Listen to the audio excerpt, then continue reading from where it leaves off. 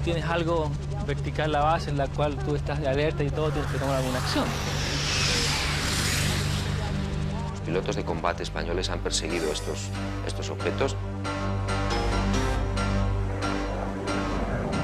Nuestro avión tenía un techo de 50.000 pies. Nosotros excedimos ese límite, llegamos a 54.000 pies, y yo diría que las dimensiones de este triángulo eran impresionantemente grandes.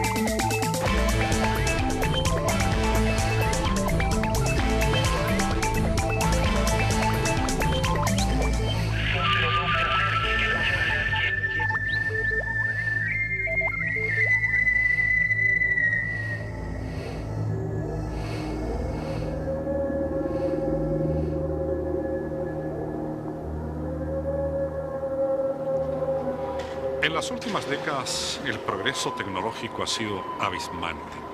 Incluso a partir de la bomba atómica, la humanidad ha desarrollado el poder de autodestruirse. Y por eso, quizá con un poquito de soberbia, nos resulta muy difícil imaginar, con los conocimientos adquiridos y su posible aplicación práctica a futuro, el toparnos con fenómenos que resultaran abiertamente desconcertantes.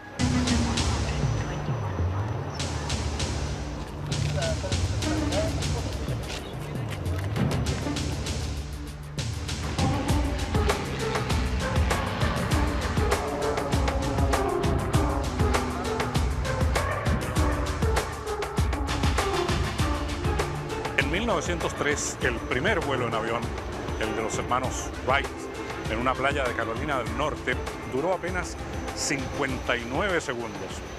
Hoy día cualquiera de estas naves puede permanecer horas en el aire, incluso reaprovisionarse de combustible, con una capacidad de maniobra, de velocidad, en esa época inimaginable.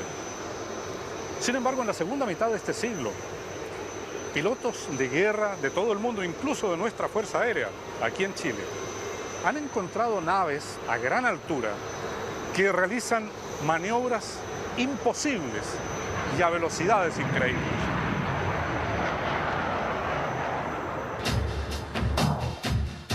Un día de diciembre de 1978, durante el periodo de mayor tensión fronteriza entre Chile y Argentina, se produjo en el norte del país el avistamiento y persecución de un ovni que, según los testigos, era de grandes dimensiones.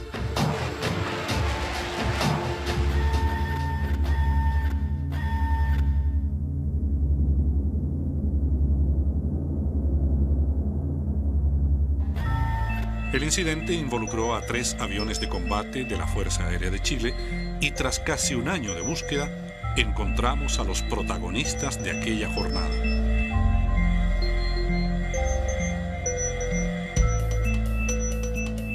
Bueno, lo mismo es el... Humberto Lira, actualmente piloto de una aerolínea nacional, era en 1978 capitán de la Fuerza Aérea y jefe de una escuadrilla de aviones Vampiro.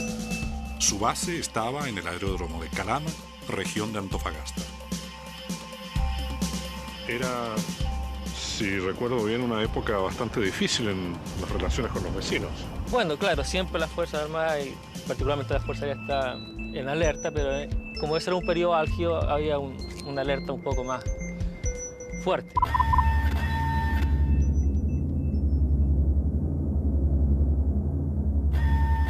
¿Dónde se encontraba usted?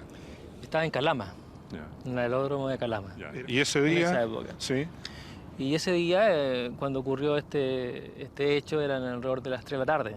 Cuando un suboficial vino a avisar de que por las comunicaciones internas con Carabineros, avisaban que venía un objeto que estaba a una cierta altura, que no estaba identificado, y que tenía una velocidad de desplazamiento que, de acuerdo a lo que ellos calculaban, podía estar sobre la base de Calama en 1 hora aproximadamente.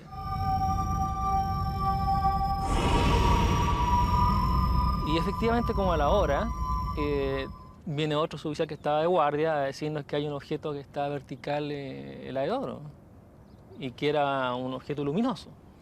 Sobre el aeródromo. Sobre el aeródromo, exactamente vertical en el aeródromo.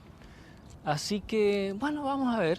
Y efectivamente, había un objeto luminoso, como una esfera, y que realmente desde tierra era imposible identificar qué tipo de objeto podría ser.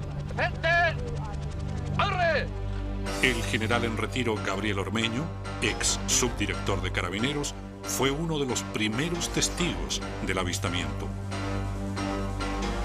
Parecía como una pera grande, muy grande, a mucha altura, inmóvil, que brillaba bastante con el sol en ese tiempo, había mucha claridad.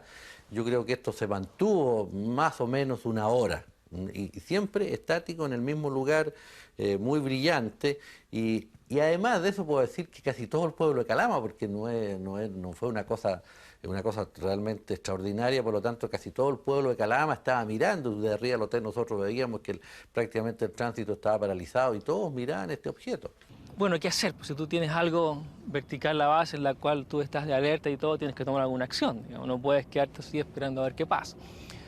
Como yo era el comandante, me comuniqué con la jefatura superior, digamos, que estaba en Cerro Moreno. Y bueno, curiosamente no hubo forma de comunicarse en esos momentos. ¿Que estaba muerta la radio? No entraron las comunicaciones, la frecuencia HF no funcionó. En definitiva, no pude comunicarme como para pedir autorización, porque la idea mía era pedir autorización para despegar en un avión e identificar el objeto. Ya. Entonces no pudo obtener esa comunicación y decidió usted partir. Y entonces yo, como el comandante de la base en ese momento, tomé la determinación de salir en un avión y ver cómo podíamos identificar este objeto que estaba sobre la base. Así que salí con un subteniente, tomamos un avión Vampiro, despegamos y empezamos a subir en círculo.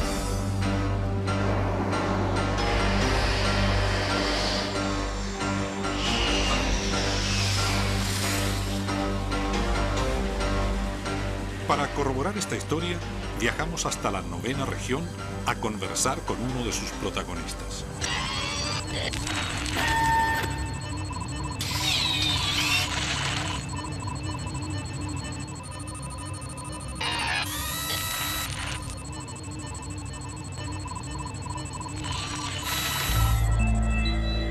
Aquí en Temuco encontramos a uno de los pilotos involucrados en la persecución de un objeto volador no identificado avistado sobre el desierto de Atacama en 1978. El entonces subteniente Reinaldo Mella es hoy comandante del Grupo 3 de la Fuerza Aérea y accedió a conversar con nosotros sobre el tema.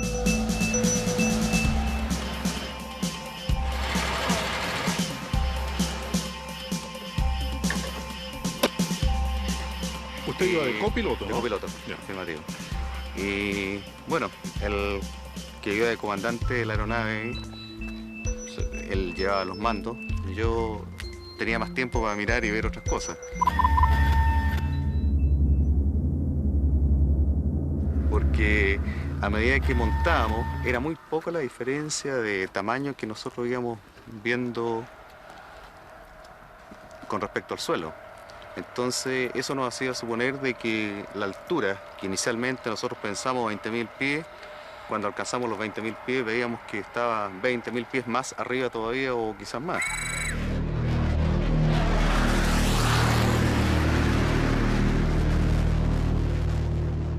O sea, porque no se agrandaba el objeto, o sea, Exactamente. era imperceptible el que se estuvieran acercando. Exactamente, entonces por lo tanto era bastante más arriba de la altura que nosotros creíamos. Ya. Y eso era lo más impresionante también. Llegamos a los 25.000 pies y, bueno, sí, esta cuestión seguía más arriba. Subimos a 30, igual. Lo único que mientras más subíamos, se definía más la forma. De manera que se estaban aproximando, porque ya Bueno, lo sí, veían más nítidamente. Sí.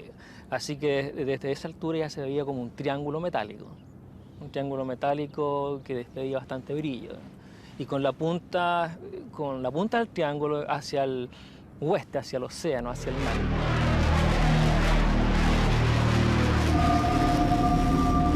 ¿Y entonces? Bueno, estábamos ahí en este asunto tratando de analizar qué podría hacer y de repente en esto que mirábamos este aparato con la punta, tratábamos de identificar, no veíamos nada excepto cosas metálicas y brillo, pero nada que uno pudiera identificar, tiene algo, nada de eso.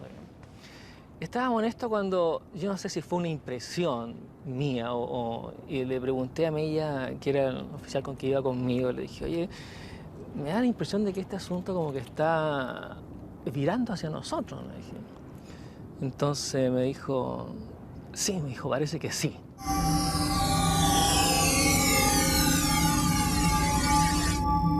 Bueno, la verdad es que ahí pensamos, ¿qué podrá hacer esto? Así que, ante lo desconocido, ¿no?, hicimos una maniobra de combate y nos fuimos hacia abajo, ¿no?, porque sin saber qué podía pasar.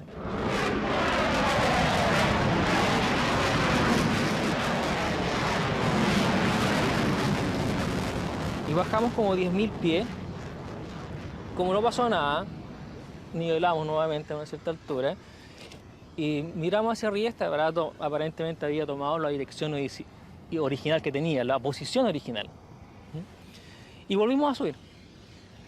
Volvimos a subir hasta los 30 y tantos mil pies y ahí esto se quedó estático. Nunca más lo vimos moverse ni tampoco nosotros imaginamos que se movió nunca más tampoco. Si es que fue imaginación lo primero que vimos. Así que ahí estábamos en eso cuando el radar de Cerro Moreno tomó el avión nuestro. Y como nosotros no teníamos autorización para despegar, ellos no sabían que nosotros estábamos volando, aire, sí. porque no habían habido comunicaciones con ellos. Entonces se produjo una alerta en Cerro Moreno y salieron 2 F-5 a interceptar este objeto. Pero no era el objeto el que iban, sino que iban a estar a nosotros. Ustedes, sí.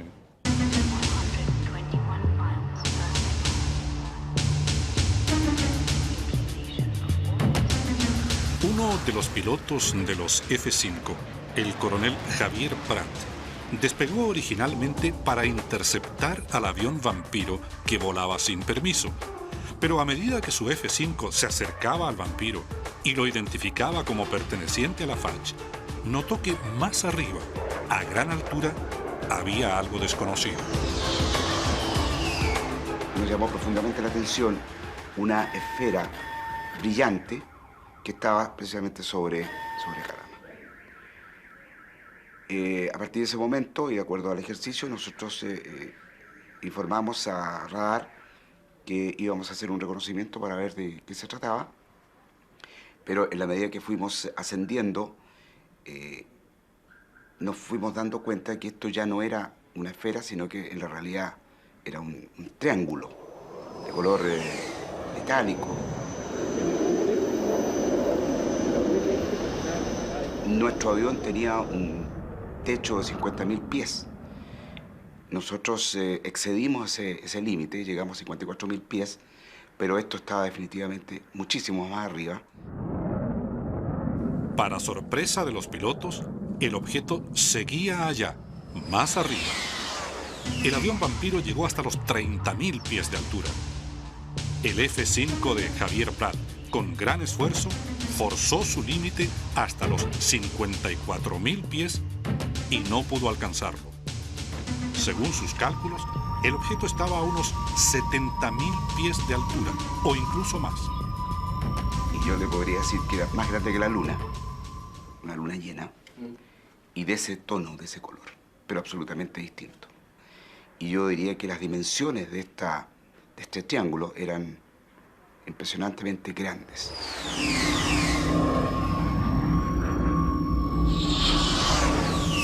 Nosotros en ese momento, cuando ya fuimos relevados en esa misión, procedimos a aterrizar. Situación de que aterrizamos y todavía el objeto se mantenía en la misma posición. Hasta que ya atardeciendo, cambió de tonalidad de color, tal vez por el reflejo del sol, por la posición del sol, y luego tuvo un desplazamiento uniformemente acelerado hacia el oeste.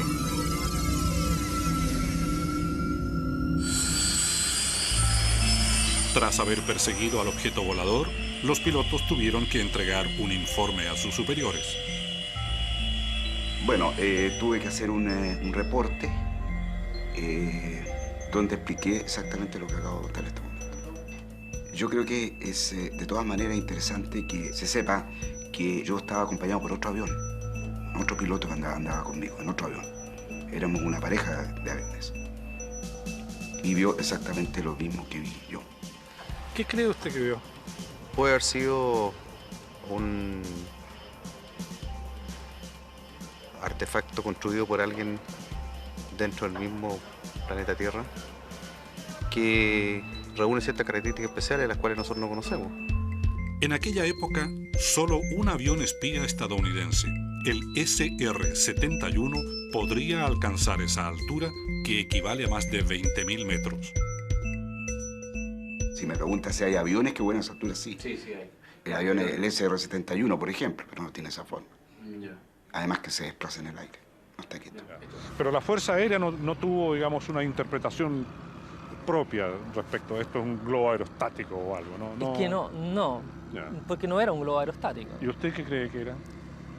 Yo realmente hasta el día de hoy no sé lo que era. Lo que sí me queda claro es que el aparato este, o lo que fuera, era de dimensiones que no se pueden calcular, porque un radar ve hasta 60, 70 mil pies de altura, y para que un objeto de ese tamaño se viera 1000 veces más grande que un avión, tiene que haber sido de cientos de metros, de quizás kilómetros de tamaño. 20 años después de este incidente, ufólogos chilenos y extranjeros dieron a conocer estas fotografías, que ellos atribuyen al satélite meteorológico GOES 8. En una de ellas se apreciaría una enorme estructura orbitando sobre el desierto de Atacama, parecida, por su tamaño, al objeto perseguido por los aviones de la FACH en 1978.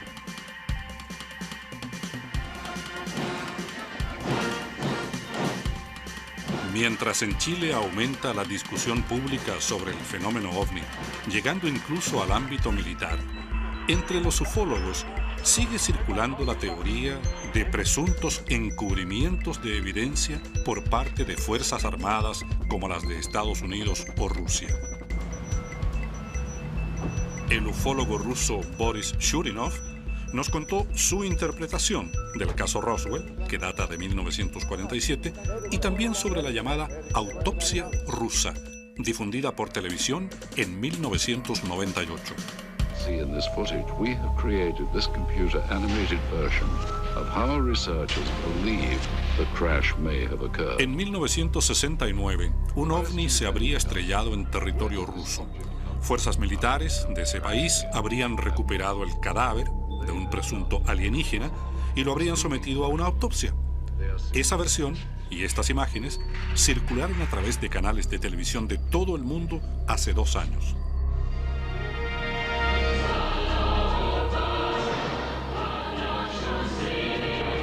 En 1998, un documental de la cadena estadounidense TNT, conducido por el actor Roger Moore, que alguna vez personificó a James Bond en el cine, presentó imágenes supuestamente documentales sobre este caso. El reportaje se llamaba Los archivos secretos UFO de la KGB. Si se sabe cuánto tiempo tomó el barrido en crearse la imagen. Este es Boris Shurinov, presidente de la Unión Ufológica con sede en Moscú. En 1999 vino a Chile al Congreso Internacional de Ufología realizado en el aula magna de la Universidad de Santiago, donde participó como expositor. Cuando le mostramos la llamada autopsia rusa, Shurinov nos contó la historia secreta de lo que él considera un fraude televisivo y militar. He aquí un bosque, un disco desconocido. Vienen soldados, y el animador dice que en Ural se estrelló un disco volador. Y los agentes del KGB lo recogieron, lo llevaron a Moscú, y en Moscú hicieron una autopsia a un cuerpo extraterrestre. Y dicen que esta catástrofe sucedió en el año 1968 y lo encontraron en el año 1969, en el mes de marzo. Para la Unión Ufológica estaba claro que se trataba de un fraude. ¿Por qué? Ellos dicen que esta catástrofe fue descubierta en marzo de 1969. Este uniforme salió solamente en el año 1971. El uniforme verdadero del año 1969 no tiene botones aquí. Cualquier niño en Rusia sabe que el soldado tiene cinturón de soldado y el oficial tiene el cinturón de oficial. Y aquí los soldados tienen los cinturones de oficiales. Shurinov también encontró el lugar en que se había filmado la autopsia. Era la sala de anatomía del Instituto Médico de Moscú. Finalmente, el ufólogo ruso ubicó a una joven productora de cine que le reveló los secretos del fraude en el cual ella misma había participado. En febrero de 1998 llegaron dos estadounidenses. Uno se presentó como el director, el otro como un camarógrafo, que necesitaban filmar episodios para hacer propaganda. Ellos estaban dispuestos a pagar. Para ella era una opción extra para ganar dinero. Ella aceptó. Ellos dijeron que necesitaban un bosque, un disco así y unos soldados. Es muy sencillo. Se pusieron de acuerdo con un oficial, le dieron dinero, dieron vodka a los soldados y todo el problema ha sido resuelto. Shurinov descubrió que el resto de la película fue filmado en una aldea cercana a Moscú, donde existen varios recintos militares con soldados, caballos, tanques y todo lo que los productores necesitaban. El disco volador era de Plumavit y debían levantarlo a cada rato porque el viento lo derribaba. Esta mujer llamada Olga dijo: ¿qué me importa? Me están pagando y está bien. Cuando vio la película, ella se asustó, porque en la película decían a cada rato KGB, KGB, KGB. Ahora, ¿qué historia? Hay que vender la mercancía, tomates, zanahorias, papas, ovnis. Y para vender, es muy bueno que se mencione al KGB o la CIA. Es lo mismo. Esa es toda la historia.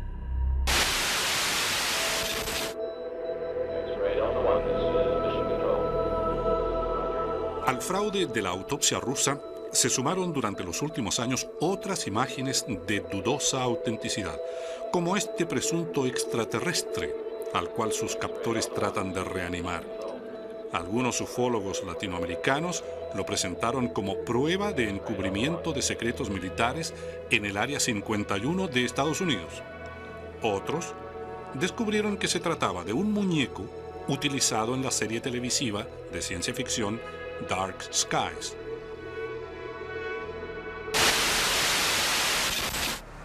Tango for landing, 3,000 feet. Tranquility Base here. The Eagle has landed. Otra historia sobre encubrimiento surgió a partir de este video, que presenta imágenes de los 3 astronautas que el año 69 llegaron por primera vez a la Luna. El compacto ha sido difundido por algunos ufólogos, con un relato que, mediante una acumulación de frases montadas y resumidas fuera de contexto, pretende insinuar que ellos habrían encontrado algo, como ruinas o señales de alguna forma de vida inteligente en la Luna.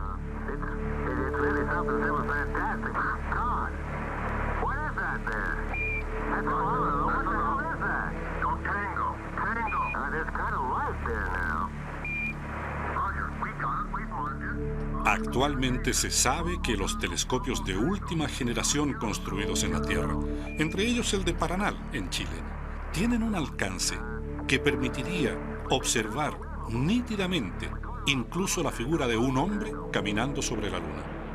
Nada impediría entonces avistar dichas ruinas o forma de vida inteligente si realmente existieran en la Luna.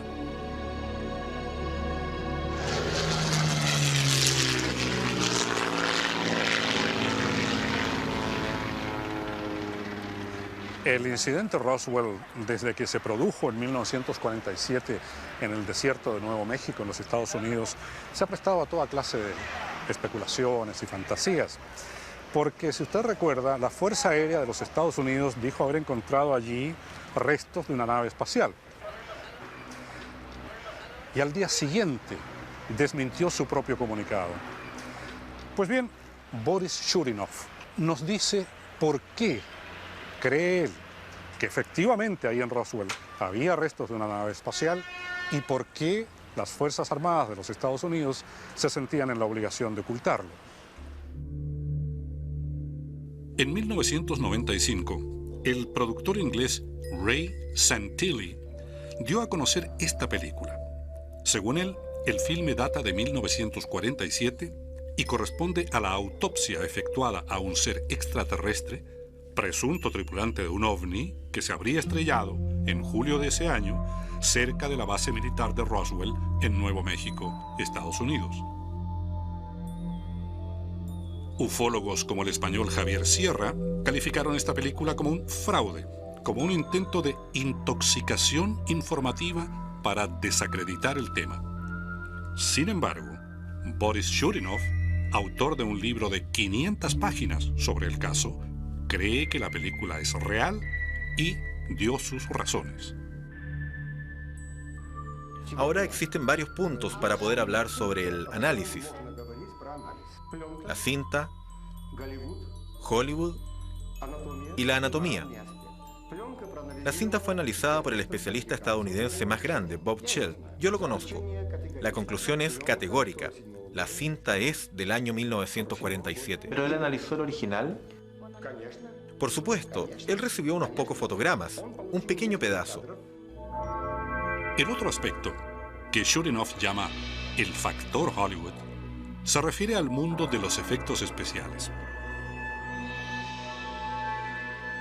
Según Shurinov, Stan Winston, el creador de los dinosaurios de la película Jurassic Park y considerado el rey de los efectos especiales en Hollywood, revisó la película del caso Roswell. Tenemos la película donde Stan Winston y sus colaboradores están viendo la película. Ellos no lo pueden hacer. Él dijo, puedo, pero cuando el bisturí abre el cuerpo, lo que yo veo está húmedo. Y veo que eso es imposible de hacer.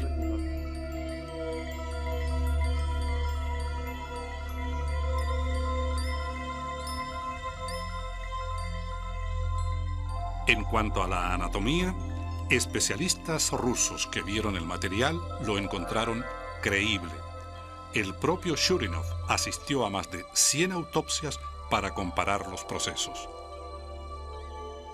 Para los especialistas en anatomía en Rusia, la autopsia es verdadera. Y dijeron, sí, la película es verdadera, pero no sabemos quién es esta persona. Si hubo una catástrofe y el gobierno de Estados Unidos no dijo nada en el año 1947, hoy tienen que reconocer que engañaron al pueblo norteamericano. Y ustedes imaginarán cuántos secretos hay ahí, que son muy interesantes para los militares.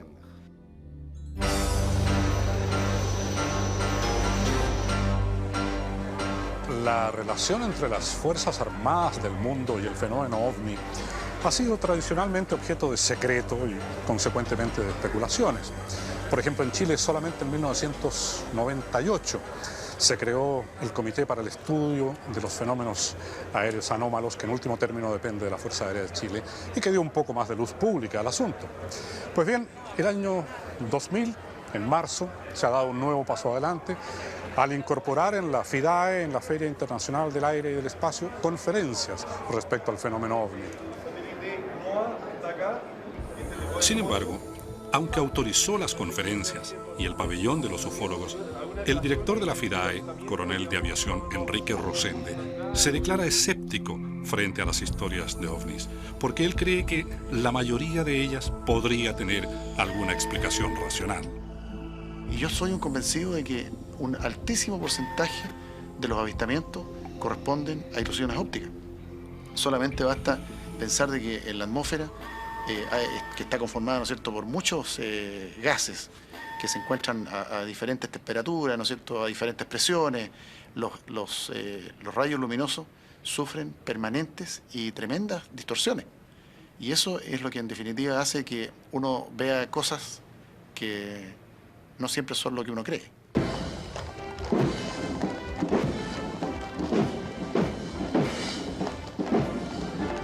La teoría de la ilusión óptica invocada por el coronel Rosende no explicaría todos los avistamientos, especialmente cuando quedan documentos fotográficos, como es el caso de la extraña experiencia vivida por el expresidente Eduardo Frei. Y ahí se comienza a ver la... Ahí está, ¿no es? ¿Cómo recuerda usted el incidente? Bueno, esto fue en una visita a los trabajos de verano. Era un grupo de universitarios de la Universidad de Santiago, básicamente, que estaban en la zona de comuna de Puerto Varas, hacia el interior, un lugar que se llama Río Sur. Y fuimos ahí a visitarlo y entre las cosas que estaban haciendo una cancha de deportes para la escuela. Entonces me junté ahí con ellos y me pasaron una pelota y empezamos a jugar un poco. La está dominando usted, de hecho, en la foto. Y ahí entonces tomaron varias fotos. Fue el fotógrafo de la presidencia, los mismos alumnos tomaron fotos y bueno, en ese momento no nos dimos cuenta de nada y posteriormente, unos días después, apareció en la prensa que estaban estudiando a fondo estas fotos porque había estos objetos que no se identificaban. Se consultó con los fotógrafos de la moneda para analizar si había algún tipo de detalle o de efecto en la película o en la cámara, en fin. Se quedó demostrado que no era eso, estaba totalmente normal. Bueno, y entiendo que hasta el día de hoy siguen estudiando si realmente hubo algún objeto no identificado. Y ese objeto aparece en varias de las fotografías tomadas, no solo con una cámara. Exactamente, en distintas fotos y en distintos momentos.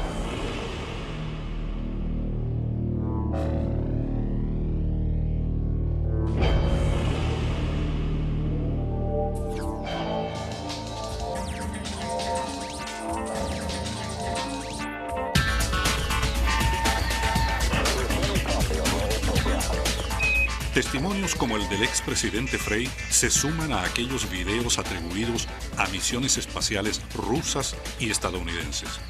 Analizaremos esas imágenes con el cosmonauta ruso Alexander Baladin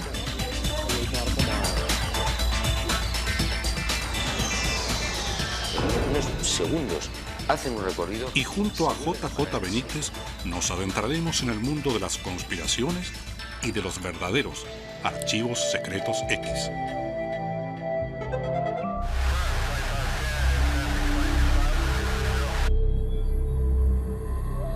El ingeniero Alexander Baladin es un destacado cosmonauta ruso. Tiene 46 años y en 1990 participó en una misión de 180 días a bordo de la Estación Espacial Mir.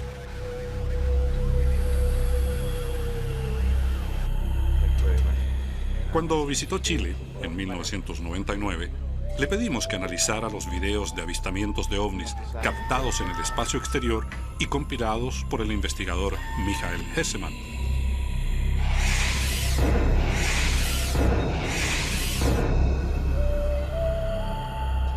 Según Baladin, hay una vía para salir de dudas. Si los controles de misiones espaciales en Houston y otros puntos del planeta entregaran a los ufólogos la información de sus archivos, se podría comparar esos datos con los videos atribuidos a los astronautas y así saber, nos dice, si hay una explicación lógica para los avistamientos.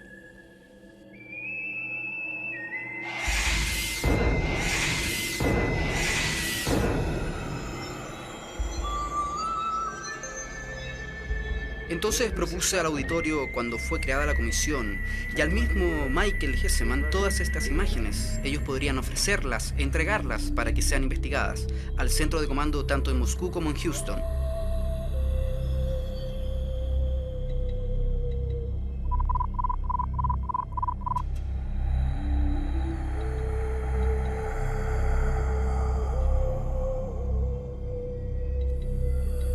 Respecto a la segunda imagen del transbordador, cuando aparece este globo que cambia la trayectoria, lo mismo puede entregar Houston sin ningún problema, la telemetría en cada segundo. Si en este instante el transbordador estaba haciendo una maniobra de orientación, cambiando el ángulo de la inclinación, y alguien lo estaba filmando desde la ventana, el pedazo de hielo inmóvil respecto al que está filmando, por supuesto, va a moverse. Todo es relativo.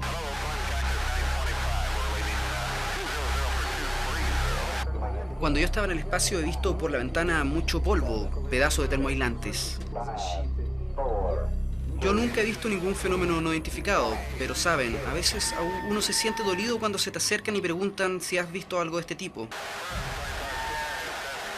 Yo de verdad no he visto nada, y cuando respondo no he visto nada, me dicen como respuesta: lo entendemos, le dieron las órdenes para no hablar. No todos los astronautas comparten el escepticismo de Baladin. El estadounidense Gordon Cooper se ha manifestado en más de una oportunidad como un convencido de la existencia de los ovnis. Incluso hizo gestiones ante las Naciones Unidas para que el tema fuese investigado oficialmente.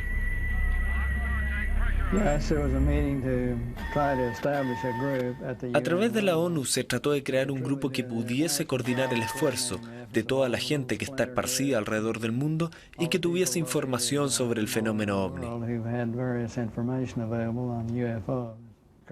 Kurt Waldheim conocía bien los diversos informes sobre los ovnis en todo el mundo y por cierto tenía interés en el tema. Tuvimos una conversación muy interesante sobre lo que se podía hacer para investigar.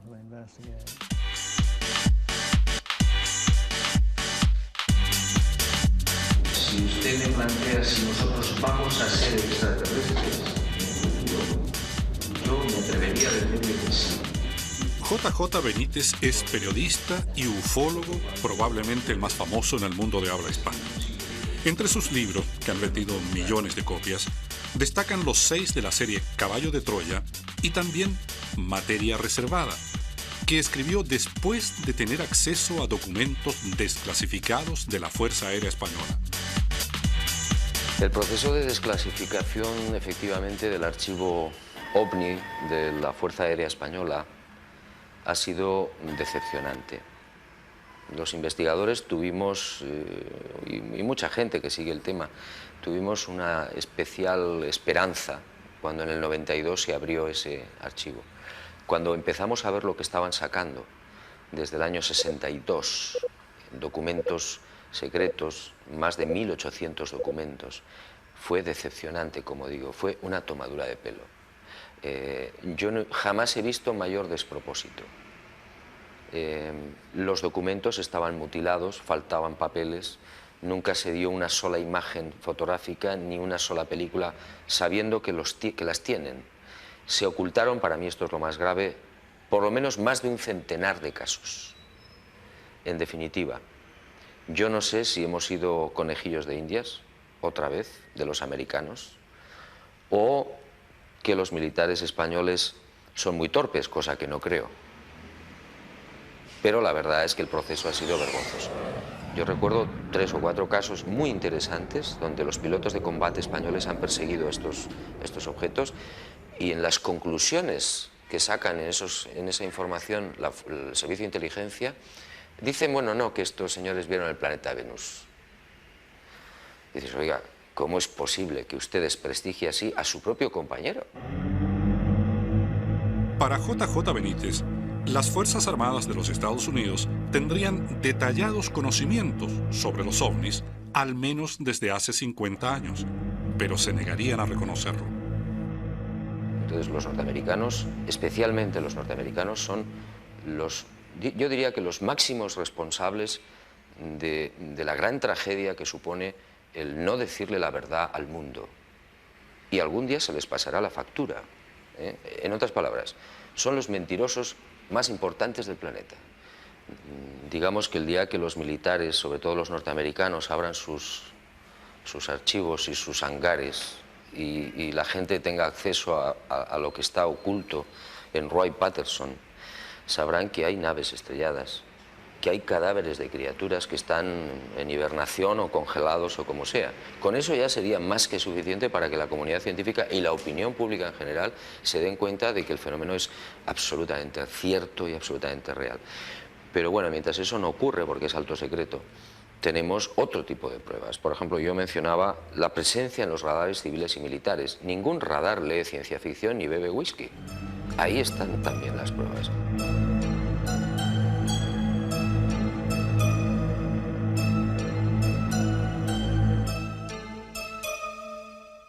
Pero cuando uno reúne la información y ve, caramba, cómo dejan las huellas en los lugares, que son huellas que cuando se hacen los estudios científicos necesitan 25 toneladas por punto de apoyo. Cuando se les ve cómo se les captan los radares civiles o militares, objetos de 19 kilómetros de longitud, con velocidades de 70.000 kilómetros por hora dentro de la atmósfera, quietos en un momento haciendo estacionario y de repente en unos segundos hacen un recorrido, se vuelven a parar en seco y han desarrollado una velocidad de 70.000 kilómetros por hora. Esto es inviable para nadie. Cuando se les ve a los tripulantes, etcétera, etcétera, pues la conclusión es muy sencilla. En Estados Unidos, país donde series de televisión como Los Archivos Secretos X suelen hablar de encubrimientos y conspiraciones, se ha desarrollado durante los últimos años una fuerte presión hacia el gobierno para que desclasifique documentos reservados.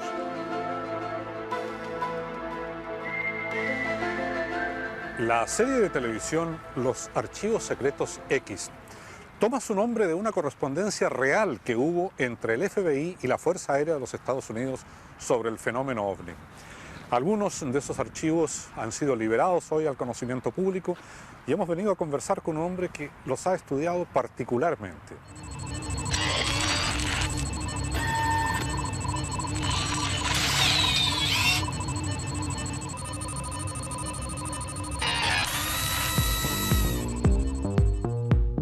Viajamos hasta Willisville, en Maryland.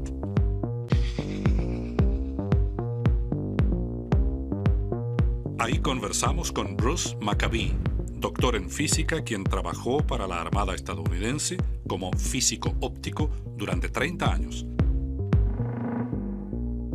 Actualmente, el proyecto más ambicioso de Maccabee es su último libro, en que pretende demostrar que los archivos secretos X sí existieron, pero de una manera distinta a como son presentados en la televisión.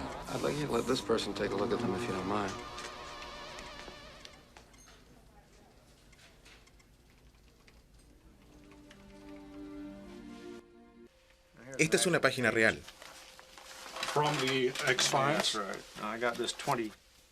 Esto lo obtuve hace 22 años atrás. Ahí está la letra de Hoover.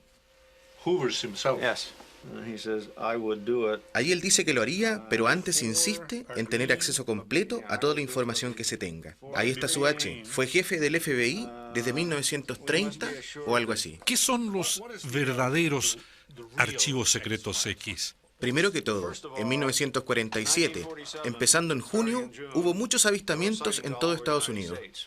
Los pilotos de la Fuerza Aérea también vieron ovnis. Esto aparece en la prensa y la gente se preguntaba si el gobierno era responsable o quién era responsable. El 8 de julio sucedieron dos acontecimientos. El primero fue el anuncio de un choque en Roswell, que se ocultó inmediatamente.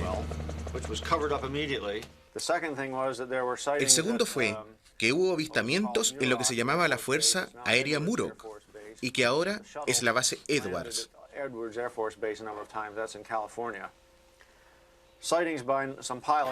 La nave aterrizó en esta base en California y algunos pilotos la vieron. Eso interesó a la Fuerza Aérea. El 10 de julio, el general Shugan, que es uno de los generales encargados de la inteligencia de la Fuerza Aérea, contactó al FBI y le pidió que lo investigara. Si vemos el proyecto Libro Azul en 1969, tenían alrededor de 13.000 casos en sus catálogos y de los cuales alrededor de 700 dijeron que eran inexplicables y agregaron que si hubieran tenido más información, también tendrían una explicación. La Fuerza Aérea trataba de argumentar que todo tenía una explicación.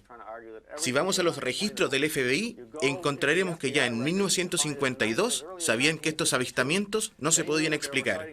Y le dijeron al FBI que el 3% de los avistamientos no se pueden explicar. No solo eso, sino que altos oficiales de la Fuerza Aérea consideraban seriamente la posibilidad de naves interplanetarias. Esto está en los registros del FBI. En esta carpeta, la Fuerza Aérea le decía al FBI lo que no le decía al público estadounidense, que consideraban la explicación de naves interplanetarias y que habían avistamientos que no podían explicar. Vamos a mirar las fotos. Los datos de Maccabee refuerzan la tesis de que al menos en cuanto a las investigaciones hechas por el FBI sobre los casos de ovnis, habría existido un ocultamiento de información al público estadounidense que se extendió a lo largo de décadas.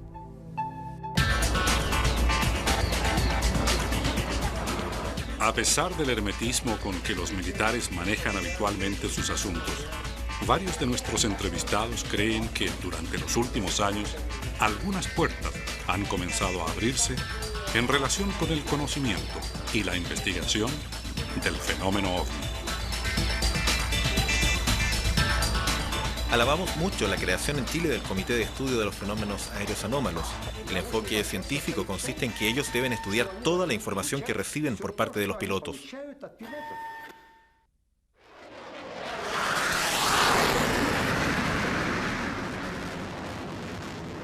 Varios pilotos de la Fuerza Aérea han tenido experiencias, si no similares, pero de este tipo, digamos. ¿Ah? Sí, definitivamente. Y no tan solo pilotos de la Fuerza Aérea, sino que de pilotos de líneas comerciales han visto incluso con algunas formas ya bastante más definidas de la que le puedo contar yo y de la que me tocó vivir a mí. ¿No le hace pensar que puede haber sido algo extraño? ¿Algo como un ovni? No tiene las mismas características que yo conozco del comportamiento de los ovnis. Pero podría haber sido, ¿por qué no?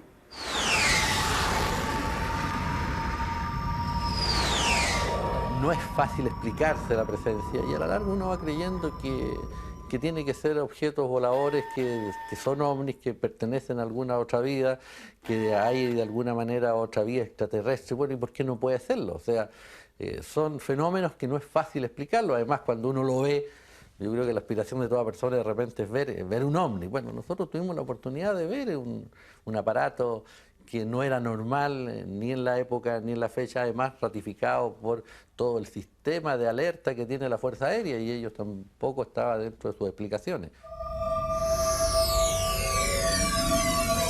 Bueno, yo creo que se ha avanzado muchísimo. En Europa hace unos 2 años se publicó una encuesta del Instituto Gallup donde hablaba de un 60% aproximadamente de personas de europeos que sí creían en el fenómeno ovni como un fenómeno real y un 40% que dudaban todavía. Chile, por ejemplo, es un ejemplo a nivel mundial respecto a la inquietud de la universidad por acoger el fenómeno, cosa que no ha ocurrido todavía en ningún lugar del planeta. La propia Fuerza Aérea de Chile está acogiendo también, digamos de una manera seria, lo que es el fenómeno ovni. Entonces, yo espero que esto sea o produzca un contagio en el resto del mundo.